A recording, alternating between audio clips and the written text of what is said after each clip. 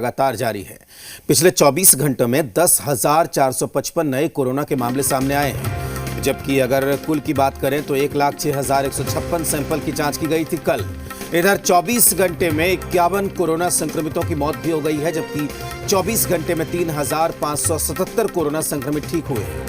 सूबे में इस वक्त 56,354 कुल एक्टिव केस हैं, जबकि बता दें आपको कि अब तक 2,83,863 कोरोना संक्रमित ठीक हो चुके हैं। बिहार में फिलहाल कोरोना संक्रमितों के ठीक होने की जो दर है, यानी कि रिकवरी रेट, वो अब घटकर 82.99% हो गया है।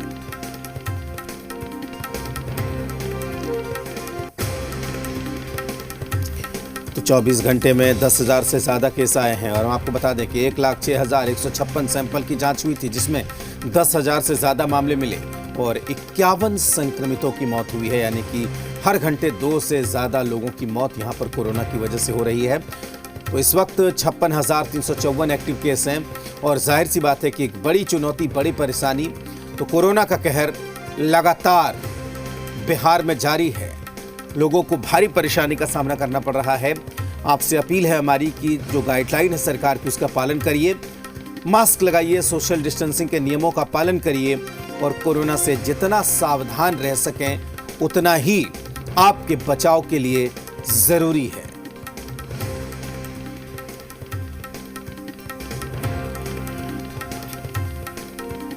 तो बिहार में कोरोना का कहर लगातार जारी है। 24 घंटे में 10,455 नए मामले सामने आए हैं। आपको बता दें कि चाहे दानापुर ESIC हॉस्पिटल की बात हो या फिर PMCH की बात हो, यहाँ पर कई डॉक्टर और नर्स भी कोरोना संक्रमित हो गए हैं। तो आप समझ सकते हैं कि हालात कितने बिगड़ रहे हैं। इसे ठीक करने की लगातार कोशिश हो रही है। ऑक्सीजन मिले सबको, इसकी कोशिश हो रही है। दवा मिले, इसकी कोशिश हो रही है, लेकिन कहीं ना कहीं तमाम तरह की दिक्कत सामने आ रही है। जी मीडिया संवाददाता रितेश इस वक्त हमारे साथ जुड़े हुए हैं। रितेश, जाहिर सी बात है कि कोरोना को लेकर जो हालात बने हुए हैं उसे ठीक नहीं कहा जा सकता। 10,000 से ज्यादा मामले एक दिन में सामने आ रहे हैं बिहार जैसे राज्य के लिए, तो जाहिर सी बात है कि यह चिंता की बात है। रितेश जी बिल्कुल राजेश, बिल्कुल सही कहा आपने, क्योंकि एक दिन में अगर बात करें तो 10,455 मामले सामने आए हैं। वहीं पटना की बात करें तो 2,186 मामले सामने आए हैं। रिकवरी रेट की बात करें राजेश, तो सबसे चिंताजनक बात है कि रिकवरी रेट जो है अब वो 82.99% पर आकर सिमट चुका है। 24 घंटे में प्रदेश में 51 लोगों की मौत हो गई है, जिनमें 17 लोग सिर्फ पटना से हैं। आप समझ सकते हैं कि किस तरह की भयावह दौर से हम गुजर रहे हैं। और सबसे बड़ी बात है कि जिस तरह से अस्पतालों में हालात दिख रहे हैं, ऑक्सीजन की कभी कमी हो रही है, कभी रेमडेसिविर इंजेक्शन की कमी हो जा रही है, कभी कभी जो भी लाइफ सेवर दवाएं हैं उनकी कमी हो रही है। ये सब स्थिति काफी विकट है। ऐसे में सबसे राहत की बात है कि जो ऑक्सीजन की कमी की खबरें लगातार आ रही थी और हमने प्रमुखता से इन खबरों को उठाया, अब उसका असर हुआ है और प्रदेश में 14 जो ऑक्सीजन प्लांट हैं उन्हें आनन फानन में उसको स्टार्ट किया गया है और तकरीबन 32 मीट्रिक टन जो है ऑक्सीजन का वहां से निर्माण हो रहा है। इसके अलावा वर्चुअल मीटिंग हुई, स्वास्थ्य विभाग के तमाम जो आलाधिकारी हैं उसमें बैठे, स्वास्थ्य मंत्री भी रहे और उन्होंने केंद्र सरकार से फौरन उन्होंने 72 मीट्रिक टन की मांग की है, क्योंकि प्रदेश में अगर बात करें तो 104 मीट्रिक टन लिक्विड ऑक्सीजन की जरूरत है, तभी जाकर स्थिति को हम संभाल सकते हैं।